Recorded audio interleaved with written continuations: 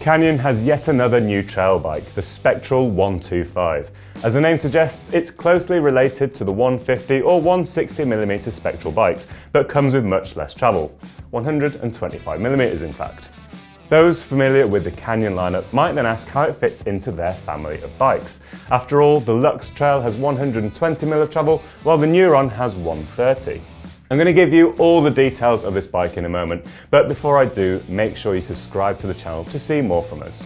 Canyon says that the Lux Trail is for those looking for lightweight and speed uphill, while the Neuron gives the best balance between climbing and descending performance for a comfortable all-day trail ride.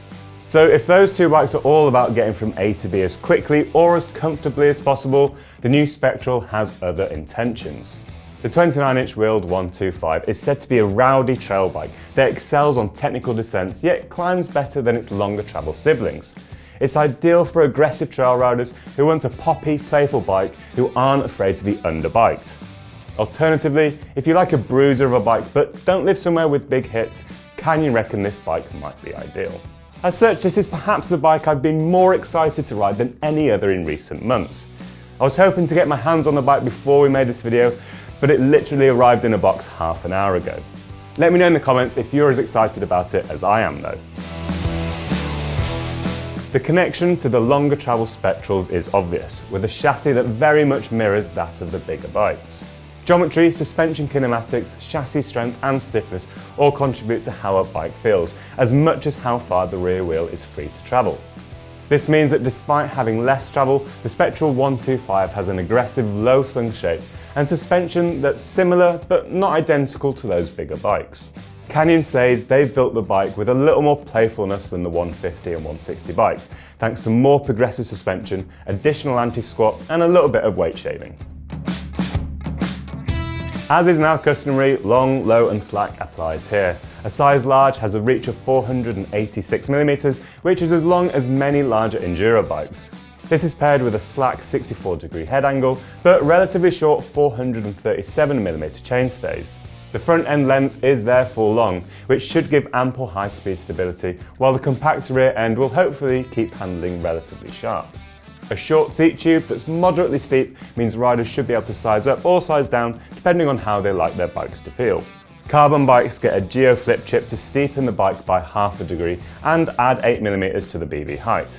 Alloy bikes get the slack head angle and low BB position of the low setting of the carbon bike, but the steeper seat angle of the high setting. The best of both worlds in my opinion. As I mentioned earlier, suspension feel is key to how a bike rides, and despite having less travel, it appears that the Spectral 125 should still be able to handle the hits. This is thanks to a steeper, more progressive suspension curve, meaning the bike's suspension should ramp up earlier in its stroke to help meter out the travel in a controlled manner without blowing your ankles off the pedals when you bottom out. They have, however, avoided it ramping up too quickly, as that can feel harsh, says Canyon. The result is control on bigger hits, but also ample support when you push your weight into the bike, giving it plenty of pop. Now, pop should make it fun to hit jumps on or exit berms with a ton of speed. That, at least, is what Canyon claims. When it comes to putting some power down, whether that's on the flat or uphill, Canyon says the new bike's anti-squat numbers have been bumped up a touch compared to the longer travel bike, giving it a slightly more peppy feel.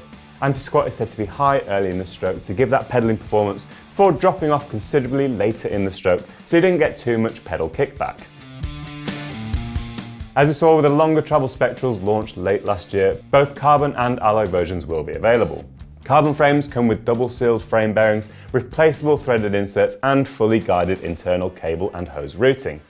At a claimed 2,500 grams to the frame, it's about 100 grams lighter than the longer travel bikes, while still being tested to their Category 4 testing protocol. Put simply, it's tough enough for EWS racing. The alloy frames are also EWS rated and come in at a claimed 3,000 grams. They're designed from the ground up too, with their own tube profiles and shapes, rather than attempting to be a copy and paste of the carbon bike shape. You don't get the replaceable threaded pivot inserts, but instead steel inserts are integrated, which are said to be virtually indestructible and replaceable by a trained mechanic if you absolutely need to. Sadly, there isn't room in either carbon or alloy bikes for a coil shock, but you can squeeze in a 600ml bottle in there with a side loading cage. So what models will be offered? Canyon are launching the bike with 5 models, the AL5, AL6, and then CF7, 8 and 9. All bikes get the same EXO casing 2.4 inch wide Mactis Mini and DHL2 and Dissector tyres front and rear respectively, as well as DH spec Canyon G5 componentry. The base spec AL5 comes with a RockShox 35 Gold fork with 140mm of travel, a single can RockShox Deluxe Select Plus shock, and Shimano Dior drivetrain. At the other end of the spectrum, the top-end bike, the CF9, gets factory-level suspension and a SRAM GX Access drivetrain. Bikes should be available now, though our US viewers will likely have to wait until early spring for bikes to arrive. I only have UK pricing at the moment, and they go from £2,449 for the AL5 up to £5,649 for the top-end CF9. This is the CF8, it costs £4,399 here in the UK.